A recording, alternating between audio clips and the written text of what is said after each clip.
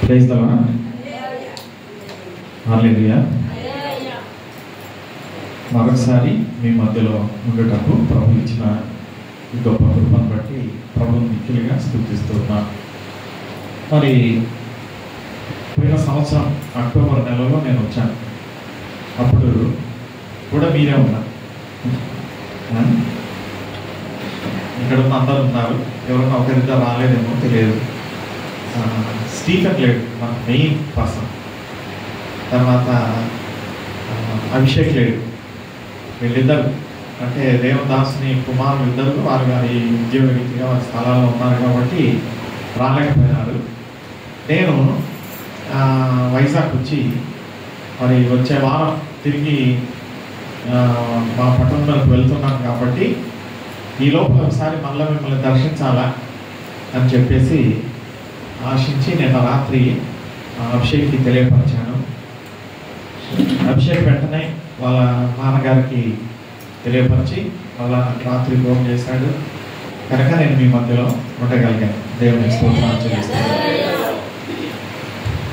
ఇప్పుడే దేవదాసులు స్థానిక సంఘ కాపరి తుకారాం గారు చెప్పినట్టుగా మరి పిలవాలంటే అదోలా ఉంది. ఎవరైనా దైవ సేవకులను పిలవాలంటే, ఎందుకంటే ఇక్కడ తగినంత మంది విశ్వాసులు లేరు అని వారు అన్నారు. వారు ఒకవేళ నిరాశ పడినా లేక అంత ఉత్సాహకరంగా వారు సేవకులను ఇక్కడికి ఆహ్వానించలేకపోయినా, అయితే వారు ఎంతో ఓర్పుతో నిరీక్షణతో సహనంతో చేస్తున్న ఈ పని కొద్ది మందితోనే. కొన్నిసార్లు మామూలుగా నేను ఫోటోలు చూస్తుంటాను. మన గ్రీన్ వ్యాలీ చర్చిలో జరిగే కార్యక్రమాల ఫోటోలు స్టేటస్లో కానీ లేకపోతే యూట్యూబ్లో కానీ లేకపోతే వాట్సాప్లో కానీ చూస్తుంటాను. అప్పుడు ఏంటంటే ఈ మందిరం నిండి ఉంటుంది ఆ కార్యక్రమాలు. బహుశా నేను అనుకుంటాను ఆ మందిరం వాళ్ళు కూడా ఇక్కడికి వస్తారనుకుంటాను ఆ టైంలో. తర్వాత ఏదైనా ప్రత్యేక అకేషన్ అయి ఉంటుంది, ఒక పుట్టినరోజు లేకుంటే క్రిస్మస్ ఏదో కార్యక్రమాలు అలాగా. ఇతర రోజుల్లో మనం అంతమందిని ఇక్కడికి వచ్చుట చూచుట లేదు. అయినా కూడా ఎంతో ఓర్పుతో, ఇది చాలా కష్టం ఇలాంటి సేవ చేయాలంటే. 100 మంది ఉంటే దేవుని సేవకునికి ఎంతో ప్రోత్సాహకరంగా సేవ బాగా జరుగుతుంది, ప్లాన్ చేయవచ్చు, ప్రోగ్రామ్స్ పెట్టుకోవచ్చు. కానీ ఇట్లా తక్కువగా ఉన్నప్పుడు కొంత నిరాశపడే అవకాశము ఉంది. కానీ నేను చాలా సంతోషిస్తున్నాను. ఎందుకంటే ఎంతమంది ఉన్నారనేది కాదు ఇక్కడ కదా, ఆ వచ్చినటువంటి వారు దేవుని ప్రేమించేవారు, దేవుని కొరకై జీవించాలని ఆశ కలిగిన వారు, అది ప్రభు చూచేటువంటిది. కనుక ఏదో ఒక రోజు దేవుడు ఈ సంఘాన్ని గొప్ప చేస్తాడు, నాకు ఆ నిరీక్షణ ఉంది. మరి ఇప్పుడు ఇట్లున్నారు. ఇది వరకు అక్కడ ఎస్బీఐ కాలనీ ఇంకెక్కడ పాత రోజుల్లో మిద్దెల మీద పెట్టేటప్పుడు ప్రేయర్ ఫస్ట్ ఫ్లోర్లో అయ్యా ఎక్కడ శివయ్య పాలెంలో అక్కడ పెట్టేటప్పుడు 100-150 మంది విశ్వాసులు వచ్చేవాళ్ళంట. అప్పుడు మరి మీరు ఉన్నారో లేదో అక్కడ తెలియదు. అయితే కొన్నిసార్లు సంఘాన్ని సాతానుడు ఊపుతూ ఉంటాడు, జల్లి పట్టిస్తాడు. కనుక విశ్వాసం తగ్గిపోవడం, అంత బాగా ఉత్సాహకరంగా ప్రోత్సాహకరంగా ఉంటే ఎవరో ఒకరిలో ఇస్కరియోతు మనసు కలిగించడం ఇలాంటివి జరుగుతూ ఉంటాయి. అయితే దేవుని సేవలో ఉండేటువంటి వారు వెరువరు. వారు మనుషుల సంఖ్యను బట్టి సేవ చేయరు, ఆత్మల్ని బట్టి. ఆత్మల్ని విశ్వాసుల్ని ఏం చేయాలనుకుంటారు వాళ్ళు? శిష్యులుగా చేయాలి అనేది వారి యొక్క ఆశ. అది ఇప్పుడు మీరు ఇక్కడ కొద్దిమందే ఉన్నారు. అపోస్తలుడైన పౌలు భక్తుడు అంటాడు, ఆయన ఫిలిప్పీ పట్టణాన్ని దర్శించినప్పుడు అక్కడ ఒకే ఒక స్త్రీ ప్రభునందు విశ్వాసం వచ్చింది. ఏ పేరు? లుదియమ్మ. ఆమె ఊదారంగు పొడిని అమ్ముకునేది, తోయతార అనేటువంటి స్థలానికి చెందిన స్త్రీ. కానీ ఆమె ద్వారా ఇంత గొప్ప పరిచయం జరిగింది. ఆమె ఇంట్లో ప్రార్థనలు, ఆమె ఇంట్లోనే సంఘము. కనుక ఎంతో ఉజ్జీవింపబడి గొప్ప సేవ జరిగినట్లుగా మనము చూస్తాం. దేవుడు మీలో ఒకరిని వాడుకోవచ్చు, ఇద్దరిని వాడుకోవచ్చు. మరి మీరు శిష్యులైతే చాలు, మీ ద్వారా గొప్ప కార్యాన్ని దేవుడు చేసుకుంటాడు. మరి ఇక్కడ మాత్రమే కాదు, యూట్యూబ్ లైవ్ ద్వారా ఈరోజు అంటే లేదు, ప్రతి సండే కూడా లైవ్ ద్వారా వాక్యం వెళ్తుంది కదా, ఎంతోమంది వింటున్నారు. ఇక్కడ మీరు కొద్దిమంది ఉంటే బయట 70-80 మంది వింటున్నారు వాక్యం. అంతేకాకుండా ఇక్కడ ఒక పత్రిక ఉంది, ఇది మీ సంఘానికి చాలా దీవెనకరమైన పత్రిక. ఇది గ్రీన్ వ్యాలీ మాసపత్రిక. ఇవి 800 మందికి పోతుంది ప్రతి నెల. నేను అనుకోవచ్చు మేము చాలా ఒంటరిగా ఉన్నాము, 5 మంది 10 మంది, కానీ మనకు వాక్యంలో వాగ్దానం ఉంది కదా, వారిలో ఒంటరైన వాడు 10 వందలు అగును అని, 1000 మంది అగును అని అన్నాడు. కనుక దాదాపు 1000 మందికి పోతుంది ఈ పత్రిక. చదువుతున్నారు అనేక మంది. తర్వాత వాట్సాప్ ద్వారా పోతుంది డిజిటల్ పత్రిక. ఇది వచ్చేసి హార్డ్ కాపీ అంటారు. ఇది పత్రిక యాస్టీస్ ఇట్లా పోతుంది పోస్ట్ ద్వారా. అలా కాకుండా వాట్సాప్ ద్వారా వెళ్ళే పత్రిక ఉంది. కనుక ఎన్నో రకాలుగా ఈ చిన్న సంఘాన్ని దేవుడు వాడుకుంటున్నాడు. కనుక మీరు ధన్యులు, మంచి నిరీక్షణ గల సంఘ కాపుని దేవుడు మీకు ఇచ్చాడు. మీరు ధన్యులు. ఒకనొక రోజు ఈ సంఘము మరి మీరు ఊహించినంత గొప్పగా దేవుడు ఆశీర్వదిస్తాడు. ఆ సమయం వచ్చేంత వరకు మనం ఏం చేయాలంటే ఓర్పుతో మనం వేచి చూడాలి. ఆ వేచి చూసే ప్రాసెస్లో కొంతమంది రాలిపోతుంటారు, కొంతమంది కొత్త వాళ్ళు వస్తుంటారు. ఆయన కూడా పర్వాలేదు. మన బాబు నువ్వు ఏటీసీ ట్రైనింగ్ పోయిన అబ్బాయి, ఓకే అయిందా నీ ట్రైనింగ్? Very good, great. ఇప్పుడు జాబ్ చేస్తున్నావా? Excellent excellent. చూడండి మరి మన సంఘానికి వచ్చే అబ్బాయికి ఎంత గొప్ప ఉద్యోగాన్ని దేవుడు ఇచ్చినాడు. అలాగా మనకు తెలియదు, స్టార్టింగ్ అట్లా ఉంటుంది, ఎండింగ్ చాలా అద్భుతంగా దీవెనకరంగా ఉంటుంది. కనుక మీరు ఎవరు కూడా నిరుత్సాహపడొద్దండి. మరి నేను 10 కిలోమీటర్ల దూరంలో ఉన్నాను ఈ స్థలానికి. ఎక్కడ? ఎండాడ. అక్కడ నుంచి నేను వచ్చాను మీ సంఘం చూడాలని. ఎందుకంటే పాస్టర్ గారి చిన్న కుమారుడు అభిషేక్ నాకు చాలా క్లోజ్, చాలా ప్రేమ. నేనంటే ఆ అబ్బాయి అంటే కూడా మాకు ప్రేమ. మన ఇంటికి వచ్చి మీ క్యాలెండర్ ఇచ్చిపోయినాడు. గ్రీన్ వ్యాలీ క్యాలెండర్ అక్కడ ఉంది కదా, నాన్నగారు పంపించారు క్యాలెండర్ అని చెప్పి తీసుకొని వచ్చి జనవరి మాసంలో ఇచ్చిపోయినాడు. కనుక ఎంతో అభిమానం, ఎంతో ప్రేమ. నాకు కూడా ఏంటంటే మా నాన్నగారు దైవ సేవకుడు కాబట్టి దేవుని సేవకుల పిల్లలంటే నాకు కూడా చాలా అభిమానం. మరి మేము కూడా అందరం సేవలో ఉన్నాం. ఇప్పుడు అయ్యగారు చెప్తూ ఇట్లా తిరుపతిలో సంఘంలో బాధ్యత గల సహోదరుగా ఉన్నారని వారు చెప్పారు కదా, దానికి కొంచెం నేను ఇంకా యాడ్ చేసి చెప్తాను. ఏంటంటే మా మిసెస్, మా భార్య ఉద్యోగ రీతిగా మేము తిరుపతిలో ఉన్నాం. కనుక తిరుపతిలో ఉండేటప్పుడు మేము ఒక మందిరానికి వెళ్తాం. అక్కడ పరిచర్యలో నేను ఆ సంఘ కాపరికి సహాయపడుతున్నాను. వాస్తవంగా మాకు 2 సంఘాలు ఉన్నాయి.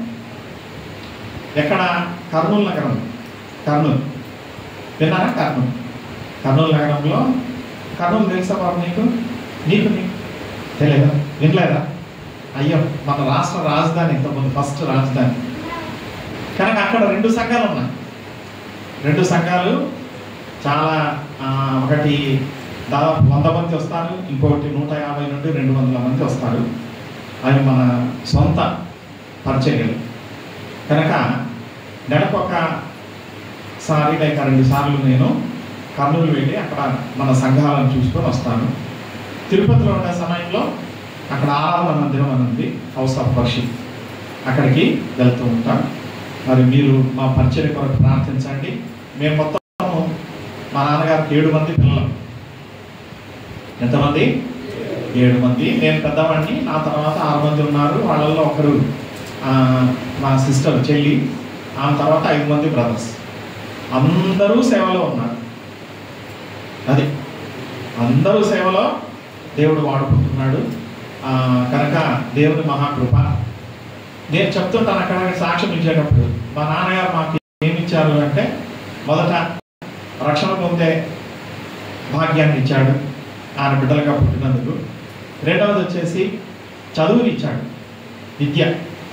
కనుక మీరు కూడా మీ బిడ్డలకి మంచి చదువునియండి, చదివించండి బాగా, వాడు గొప్పవాళ్ళు అవుతారు.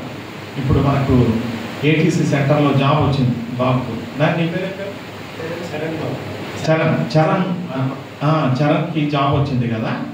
అట్లా వచ్చినప్పుడు మన పక్కన డ్రమ్స్ కొట్టిన మా పేరు జర్మియా. ఎంత మంచి పేరు చూడండి. ప్రవక్త 10th క్లాస్ ఎగ్జామ్స్ రాసినాడు, వెయిటింగ్ ఫర్ రిజల్ట్స్. దేవుడు గొప్పగా వాడుకుంటాడు. ఇంకొకటి చిన్నోడు ఇక్కడ జాస్ నువ్వు కొట్టింది మాకు కొట్టినాను. Very good, excellent. అట్లా పిల్లలకి అలాగే ట్రైనింగ్ ఇవ్వాలి కనుక దేవుడు ఈ చిన్న సంఘాన్ని గొప్పగా వాడుకుంటాడు. ఎవరు కూడా నిరుత్సాహపడవలసిన పని లేదు. పరిశుద్ధ గ్రంథంలో నుండి యోహాను సువార్త 19వ అధ్యాయం 17వ వచనాన్ని చదువుకుందాం. అమ్మా, నువ్వు చెప్పిన వచనం చదవగలవా? ఎవరు ఇప్పుడు బైబిల్ చదివింది? నువ్వేనా? బాగా చదివినావు కదా, వెరీ గుడ్. యోహాను సువార్త 19వ అధ్యాయము 17వ వచనము. కూర్చోండి. వారు యేసును తీసుకుని పోయి ఆయన తన శిలువ మోసుకొని కపాల స్థలమున చోటికి వెళ్ళాను. వారు యేసును తీసుకొని పోయి ఆయన తన సిలువను మోసుకొని కపాల స్థలమున చోటికి వెళ్ళాను. హెబ్రీ భాషలో చాలా ఈ ఒక్క వచనము. ఇక్కడ ఏంటంటే యేసుక్రీస్తు ప్రభు వారు తన సిలువను మోసుకొని వెళ్ళినాడు. ఈ రోజులు అంటే మార్చి నెల ఆఖరు, తర్వాత ఏప్రిల్ నెల మొదటి రోజులు. ఇది 40 రోజులు ఏమంటారంటే సిలువ శ్రమల రోజులు అంటారు. శ్రమల వారములు. ఎందుకు శ్రమల వారములు? యేసుక్రీస్తు ప్రభు వారు సిలువలో మరణించినారు కాబట్టి, మరణించే ముందు 40 డేస్ ఆయన శ్రమపడినాడు కాబట్టి దాన్ని గుర్తు చేసుకుంటూ శ్రమల దినములను ప్రతి చర్చిలో కూడా ఎవ్రీ ఈవినింగ్ మీరు పోండి, ఇక్కడ టౌన్లోకి సిటీలోకి పోండి, ఎక్కడ చూసినా ప్రతి చర్చిలో ప్రోగ్రామ్ జరుగుతూ ఉంటుంది. ఏంటంటే యేసుక్రీస్తు ప్రభు యొక్క శ్రమలను జ్ఞాపకం చేసుకొనుచు ఉన్నారు. ఇది ప్రతి సంవత్సరం జరిగేదే. ఇలాగ జరుగుతూ పోయిన తర్వాత 4వ వారంలో వచ్చే లాస్ట్ ఆదివారం ఏమవుతుంది? మట్టల ఆదివారం. నెక్స్ట్ రేపు వచ్చేది మట్టల ఆదివారం అంటారు. ఆ తర్వాత ఏంటంటే మరి గుడ్ ఫ్రైడే వస్తుంది, ఆ తర్వాత ఈస్టర్ వస్తుంది. ఇవి సంవత్సరం పొడవునా జరుగుతూ ఉంటాయి. ఎవ్రీ ఇయర్ జరుగుతుంది, ఇంకా మార్పు ఏం లేదు. కనుక యేసుక్రీస్తు ప్రభు వారి యొక్క శ్రమలను తలంచుకునేటువంటి ఈ రోజుల్లో నేను కంపల్సరీ ఇలా చేయాలి, నా శ్రమలను తలంచుకోవాలని ప్రభు అయితే ఏం చెప్పలేదు. సంవత్సరం ఇలాగ చేయండి అని. మామూలుగా ఏంటంటే మనము పరిశుద్ధ పళ్ళలో పాల్పంపులు పొందుతాం కదా ప్రతి ఆదివారం, అవునా? గుర్తుందా? మీరు అందరూ పాల్గొంటారు కదా. అప్పుడు ఏంటంటే వాక్యంలో రాయబడింది, మీరు దీనిని చేయనప్పుడు నా మరణమును జ్ఞాపకము చేసుకొనుడి.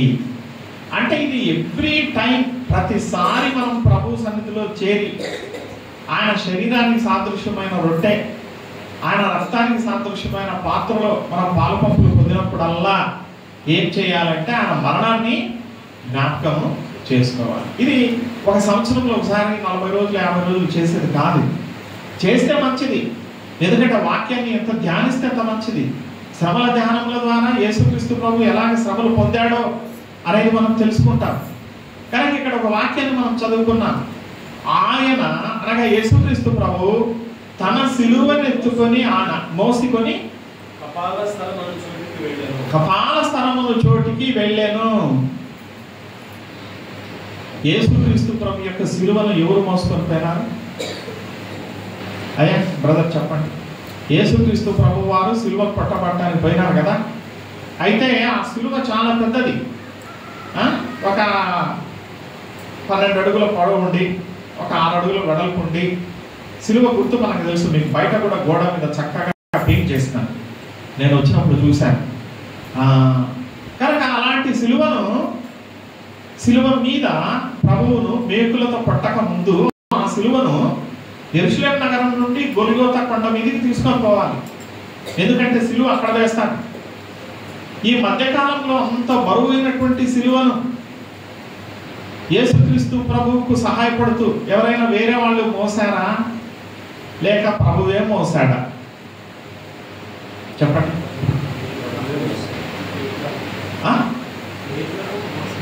పేతురు ఇప్పుడు మనం ఒక వచనం చదువుకున్నాం కదా, అయ్యగారు చదివి వినిపించినారు మన మాస్టర్ గారు. అయ్యా మరొకసారి చదవండి. యోహాను సువార్త 19:17. వారు యేసును తీసుకొని పోయిరి. బాగా వినండి. వారు యేసును తీసుకొని పోయిరి. ఆయన తన సిలువ మోసుకొని కపాల స్థలమును చోటికి వెళ్ళెను. ఎవరు మోసుకున్నారు? యేసు ప్రభువే మోస్తున్నాడు కదా. ఆశ్చర్యం. ఈ రోజుల్లో ఒక కలెక్టర్ పోతున్నాడు అనుకోండి, ఆయన వెనకాల సంచిని మోసుకొని పోయి అటెండర్ ఉంటాడు, ప్యూన్ ఉంటాడు, ఆ పక్క ఈ పక్క పోలీసులు ఉంటారు. మరొక మంత్రి వచ్చినాడు అనుకోండి, మంత్రికి నీళ్ళ బాటలు అందించేవాళ్ళు, చెప్పులు అందించేవాళ్ళు, టీ అందించేవాళ్ళు, పక్కన ఎంతో మంది బండ్రౌతులు, ఎంతో మంది పోలీసులు, మంది మార్పులు అంతా ఉంటారు. ఆయన కారు ఎక్కేటప్పుడు తలుపు తీసి పట్టుకుంటారు, కారు దిగేటప్పుడు తలుపు తీసి పట్టుకుంటారు, ఆయన జాగ్రత్తగా ఎక్కిస్తారు, కూర్చుంటారు. కొంతమంది దైవ సేవకులు కూడా ఈరోజు మనం చూస్తూ ఉన్నాం. అంటే చిన్న చిన్న సంఘాల దేవుని సేవకులు అంత ఆర్భాటంగా ఉంటారు, కానీ కొంతమంది పెద్ద సేవకుల చూసినప్పుడు వారి బ్యాగ్ మోసేవారు, వారి బైబిల్ మోసుకొని పోయేవాళ్ళు, వారి ప్రక్కన ఎవరైనా వాళ్ళ మీద అటాక్ చేస్తారేమో లేక వాళ్ళ మీద పడతారేమో అని తప్పించడానికి బౌన్సర్స్ అంటారు. బౌన్సర్స్ అంటే ఇంతలా మీకు తెస్తుంటారు, వాళ్ళు ఉంటారు. మీరు టీవీలో చూస్తుంటారు. ఎవరు? దేవుని సేవకులే. వాళ్ళకి ఇన్ని సౌకర్యాలు ఉన్నాయి. అయితే దేవాతి దేవుడై ఉండి మానవుడుగా ఈ లోకానికి వచ్చిన యేసుక్రీస్తు ప్రభువు తన బ్యాగ్ కాదు, తన వాటర్ బాటిల్ కాదు, తన సంచి కాదు, తన సిలువను ఎత్తుకొని ఆయన కొండ మీదకి పోయి. ఎంత తేడా చూడండి ఈ రోజుల్లో ఉండే మనుషులకు యేసయ్య. అందుకని ఆయన ఏమైనాడంటే లోక రక్షకుడైనాడు. తన సిలువను ఎత్తుకొని పోయినాడు. ఆయన ఆ సిలువను ఎత్తుకొని పోతూ ఉంటే మళ్ళీ వీరు కొరడా దెబ్బలు పడుతూ ఉంటే ఆయన కొండంటే ఎత్తుగా ఉంటుంది కదా. కొండ దిగటం ఈజీ, జరుగులో వచ్చేస్తాం ఫాస్ట్గా. అది కూడా బరువును పెట్టుకొని ఇంత పెద్ద సిలువను రానుని తన భుజం మీద పెట్టుకొని ఆయన కొండ ఎక్కుతూ ఉంటే, ఆయన వీపున దెబ్బలు పడుతూ ఉంటే కొన్నిసార్లు ఆయన మొయ్యలేక, ఆ సిలువ భారాన్ని మొయ్యలేక ఆయన తూలుతూ పడిపోతూ ఉన్నప్పుడు అక్కడ ఉన్నటువంటి రోమా సైనికులు అంటారు. ఆ సైనికులు ఎవరంటే వారు యేసుక్రీస్తు ప్రభువును సిలువకు కొట్టడానికి అప్పగించిన పిలాతు అనేటువంటి గవర్నర్ గారి దగ్గర ఉండేటువంటి సైనికులు, ఆ దేశ సైనికులు. వాళ్ళు ఏం చేశారంటే, దారిలో ఒక వ్యక్తి పోతున్నాడు, ఆ దారిలో అతన్ని పిలిచినాడు. అరే బాబు ఇక్కడ రా బాబు అంటే పోయినాడు. ఏం లేదు, ఈయన సిలువను మొయ్యలేకపోతున్నాడు కనుక నువ్వు కొద్దిసేపు ఈ సిలువను మొయ్యి అని చెప్పి ఆయన మీద ఉన్న సిలువను తీసి తన భుజం మీద పెట్టడానికి ప్రయత్నించిన. ఇది చాలా ఆశ్చర్యకరమైన విషయం. యేసయ్య మోసిన సిలువకు భుజము తగిలించిన ఒక మానవుడు ఎవరంటే కురేనీయుడైన సీమోను. అతని పేరు కురేనీయుడైన సీమోను. సీమోను పేతురు వేరే, అతడు శిష్యులలో ఒకడు. ఈ కురేనీయుడైన సీమోను అనేటువంటి వాడు ఆ దారిలో పోతున్నాడు. అప్పుడే ప్రభువు సిలువకు వేయడానికి తీసుకుపోతున్నాడు. ప్రభు కింద పడిపోతున్నాడు. తనకు గాయములు, ఒళ్ళంతా గాయాలు, నిక్కుటమైన ఎండ, దప్పికొని ఉన్నాడు. ఇంతలా రాంతో కూడినటువంటి సిలువ భుజం మీద ఉంది. ఎంత 33 సంవత్సరాల వయసు ఉన్నవాడైనా అంత బరువు దాన్ని కొండ మీద మోయలేడు. అప్పుడు తను పిలిచినారు. అయితే అతడు ఒక క్షణం మాత్రమే మోసినాడు, అంతే, మోసుకొని పోలేదు. అయితే సిలువను మోసుకొని పోయింది ఎవరంటే యేసుక్రీస్తు ప్రభువే. తన సిలువను తానే మోసుకొని పోయినాడు. ఇప్పుడు ఒక ప్రశ్న, యేసుక్రీస్తు ప్రభు ఎవరు? ఒరిజినల్గా ఎవరు ఆయన? యేసుక్రీస్తు ప్రభు చెప్పండి. యేసుక్రీస్తు ప్రభు ఎవరు? దేవుడు కదా. దేవుడు, దేవుని కుమారుడు. మనం ఏమంటే త్రిత్వం అనే దాన్ని నమ్ముతాం. త్రిత్వం అంటే తండ్రి అయిన దేవుడు, కుమారుడైన దేవుడు, పరిశుద్ధాత్ముడైన దేవుడు. మళ్ళా చెప్పండి, తండ్రి అయిన దేవుడు, కుమారుడైన దేవుడు, పరిశుద్ధాత్ముడైన దేవుడు. జర్మియా బాగా కాన్సన్ట్రేట్ చేయి నేను చెప్పేది. బైబిల్ ఉందా నీ దగ్గర? ఓకే, రెఫరెన్స్ చదవగలవా? చెప్తే తీసి చదువుతాను. చరణ్ నువ్వు చదువుతావా? ఇంగ్లీష్ ఉందా? సార్ ఇంగ్లీష్ చాలా మంచిది. ఇంగ్లీష్ పెట్టుకొని డెవలప్ చేసుకోవడం చాలా మంచిది. కనుక యేసుక్రీస్తు ప్రభువు ఆ యొక్క శిలువను మోసుకొని వెళ్ళినటువంటి ప్రభువు ఎవరు అంటే, ఆయన త్రిత్వంలో ఒకడు, దేవుని కుమారుడు, దేవునితో సమానంగా ఉన్నవాడు, సృష్టికర్త. అయితే ఫిలిప్పీ పత్రికలో మాట వ్రాయబడింది, ఏమన్నాడంటే, ఆయన దేవునితో సమానముగా ఉండుట విడిచిపెట్టకూడని భాగ్యమని ఎంచుకొనలేదు, కానీ దాసుని స్వరూపములో ఆయన ఈ లోకంలోకి వచ్చాడని వ్రాయబడింది. ఫిలిప్పీ 2వ అధ్యాయంలో అద్భుతమైన మాట వ్రాయబడింది. ఆయన దేవుడై ఉండి, ఎవరు? యేసయ్య. ఆయనే సృష్టికర్త. అయితే ఆయన ఏం చేసినాడు? మనుషులను మార్చడానికి, మనుషులను పాపం నుండి విమోచించడానికి ఆయన నరావతారం ఎత్తినాడు. వేరే అవతారం ఏది ఎత్తినా కూడా మనుషులతో మాట్లాడలేదు కదా. ఇప్పుడు ఒక సింహం అవతారం ఎత్తినాడు అనుకోండి, మనిషి భయపడతాడు సింహం దగ్గరికి పోవాలని. ఒకవేళ సింహం పిలిచింది అనుకోండి, రానా ఏం పర్వాలేదు, నేను నేనేం అనను అన్నా కూడా మనిషి వెళ్ళాడు. ఎందుకు? భయం. పులి అవతారం ఎత్తినా, పక్షి అవతారం ఎత్తినా, ఇంకే అవతారం ఎత్తినా మనిషితో మాట్లాడలేడు. ఇప్పుడు చీమలు అన్నీ అక్కడ ఒక చోట ఉండి అవి గలబగా తిరుగుతూ ఉంటాయి అనుకోండి, మనం అక్కడ కూర్చొని ఒక మాట చెప్పినాము, చీమలరా మీరు ఇట్లా కొట్లాడొద్దండి, మీరు లైన్గా వెళ్ళాలంటే వెళ్తాయా? వెళ్ళవు. ఎందుకు? వాటి భాష వేరే.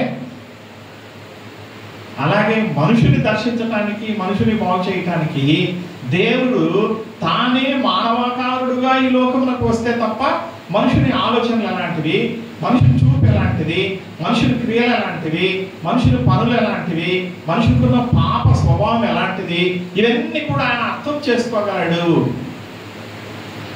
అందుకని ఆయన మానవాకారుడుగా వచ్చినాడు ఈ లోకానికి. 30 ఏళ్ళు ఆయన ఈ లోకంలో తల్లిదండ్రుల యొద్ద పెరిగిన తర్వాత 30వ ఏట నుండి ఆయన పరిచర్య చేయటం ప్రారంభించినాడు. 3.5 సంవత్సరాలు దేవుని సేవ చేసినాడు భూమి మీద. ఆ తర్వాత ఆయన చేసింది ఏంటంటే మంచి పనులే, అన్ని మంచి పనులే. ఎవరినైనా ఇబ్బంది పెట్టలేదు, ఎవరిని కష్టపెట్టలేదు, ఎవరిని హింసించలేదు. పుట్టి వాళ్ళ కాళ్ళు ఇచ్చినాడు, గుడ్డివానికి చూపించినాడు, చెవిటివానికి వినికిడి ఇచ్చినాడు, మూగవాడు మాట్లాడినాడు, కుష్టి వ్యాధి కలిగిన వాడు బాగైనాడు. ఆ మంచి మంచి పనులు చేసినందుకు ఆయన ఒక మాట మాత్రమే చెప్పినాడు, ఏంటంటే, నేను దేవుని కుమారుణ్ణి, మిమ్మల్ని పాపం నుండి రక్షించడానికి లోకానికి వచ్చినానని చెప్పినందుకు నీవు దేవుని కుమారుడు అని చెప్తావా? మమ్మల్ని పాపం నుంచి రక్షించడానికి నీకేం సాధ్యమవుతుంది? మేము నిన్ను చంపేస్తాము. అది ఇప్పుడు 10 రోజుల క్రితమే ఒక పాస్టర్ గారు చనిపోయారు. అది చాలా పెద్ద వార్త. ఇప్పుడు మనకు ఆంధ్రప్రదేశ్లో, తెలంగాణలో చాలా సీరియస్ విషయం అది. ఆయన బండిలో వస్తున్నాడు, ఇక్కడ రాజమండ్రికి వెళ్తున్నాడు, అక్కడ చనిపోయినాడు. కనుక లేదు ఆయన బండి మీద నుంచి కింద పడి చనిపోయినాడని అంటుంటే క్రైస్తవులు ఎవరు నమ్మకం లేదు. అయితే ఎందుకు ఆయన చనిపోయినాడు అని అంటే సింపుల్ రీజన్. ఆయన ఎవరిని దొంగతనం చేయలేదు, ఎవరిదేం నష్టం చేయలేదు, ఎవరిని చంపలేదు, ఎవరిని దూషించలేదు. యేసు నిజమైన దేవుడు, ఆయన రక్షకుడు అని చెప్పినాడు అంతే. కనుక నిజమైన దేవుడు కానీ రక్షకుడు కానీ వాళ్ళను మీరు ఆరాధించకండి అని చెప్పినాడు. అది మెయిన్ రీజన్. ఇంకా వేరే కారణాలు ఏమన్నా? ఇప్పుడు 10 రోజులైతే అందరూ ఎదురు చూస్తున్నారు, ఏ కారణం చేత ఆయన చనిపోయినాడో తెలుసుకున్నారు. యేసుక్రీస్తు ప్రభు కూడా అంతే, సత్యం బోధించినాడు. అందుకని ఆయన ఏం చేసినాడు? సిలువకు ఎక్కించినాడు. ఆ సిలువను ఆయనే మోసుకొని పోవాల్సి వచ్చింది. కనుక భూమి మీద తన యందు విశ్వాసం వచ్చినటువంటి ప్రజలు అయితే ఇక్కడ ఒకటి కొసమెరుపు ఏమిటంటే ఆయన సిలువను మోసుకొని పోయినాడు, సిలువకి ఆయన్ని కొట్టినారు, ఆ తర్వాత మధ్యాహ్నం 3 గంటలకు ఆయన సిలువ మీద నుంచి దించినారు, ఆయన్ని సమాధి చేసినారు, 3 రోజులు సమాధిలో ఉన్నాడు. ఆ తర్వాత సమాధిలో నుంచి ఆయన విజయం పొంది పునరుత్థానుడై, అదే ఈస్టర్ అంటే ఏంటి? పునరుత్థాన పండగ. ఆయన సమాధిని జయించి ఆకాశములకు ఆరోహణమై వెళ్ళిపోయినాడు. అయితే ఆయన భూమి మీద ఉన్నప్పుడు తన యందు విశ్వాసం ఉంచినటువంటి వారికి ఆయన చెప్పిన మాట ఏంటి అంటే, ఇప్పుడు గమనించండి, మనుషుల్లో అనగా విశ్వాసం ఉంచిన మనుషుల్లో కొన్ని రకాల ప్రజలు ఉంటారు.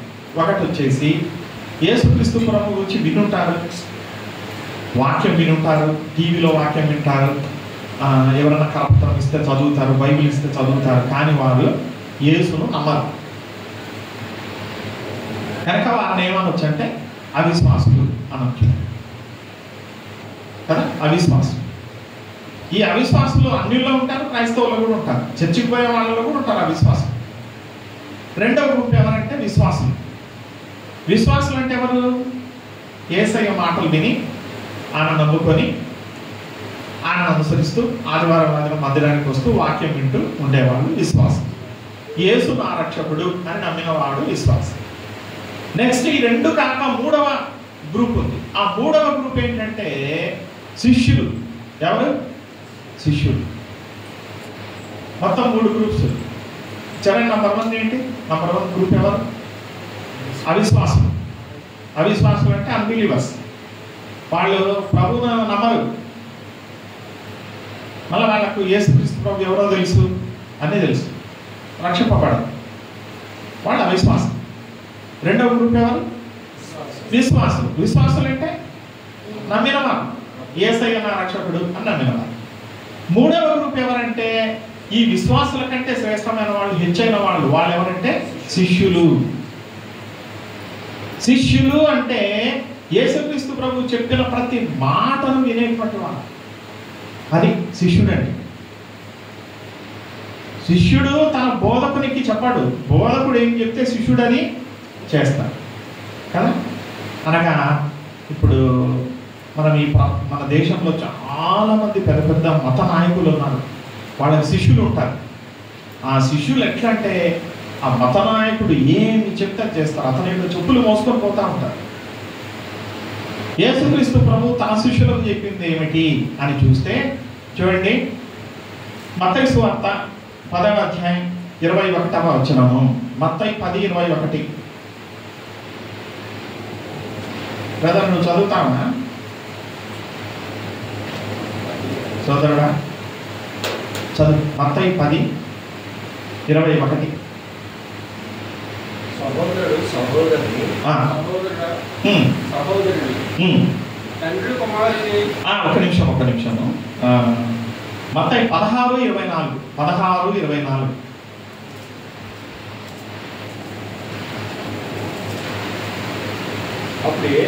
అప్పుడు యేసు గమనించండి, అప్పుడు యేసు విశ్వాసులను చూచి కాదు, అవిశ్వాసులను చూచి కాదు, ఎవరిని చూచి చెప్పాడు? తన శిష్యులను చూచి, ఎవడైనను నన్ను వెంబడింపగోరిన ఎడల తన్ను తాను ఉపేక్షించుకొని తన సిలువనెత్తుకొని. ఇక్కడ గమనించండి, అక్కడ పడ్డ మీదకి యేసయ్య తన సిలువనెత్తుకొని పోయినాడు కదా. అయితే భూమి మీద ఉన్నప్పుడు తన శిష్యులకు యేసయ్య చెప్పిన మాట ఏంటంటే, ఎవడైనను నన్ను వెంబడింపగోరిన ఎడల మీరు ఈ విధంగా ఉండండి, ఈ విధంగా ఉండండి, ఇన్ని కానుకలు తేండి, ఇన్ని పండ్లు తేండి, ఇన్ని పూజలు చేయండి అని చెప్పలే. ఏం చెప్పాడు? తన సిలువనెత్తుకొని నన్ను వెంబడించాలా. అది సిలువనెత్తుకొని. అలాగే మార్కు సువార్త 8వ అధ్యాయం 34వ వచనం. మార్కు 8:34. జస్ట్ పక్క సువార్తని. Mark 8 chapter 8 verse 34.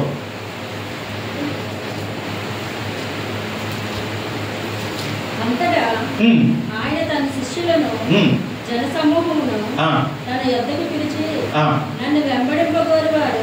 అంతటా ఆయన తన శిష్యులను జనసమూహములను తన యొద్దకు పిలిచి నన్ను వెంబడింపగోరువాడు తన్ను తాను ఉపేక్షించుకొని తన సిలువను ఎత్తుకొని. చూసినారా, మత్తయి సువార్తలో చెప్పాడు ఏమని?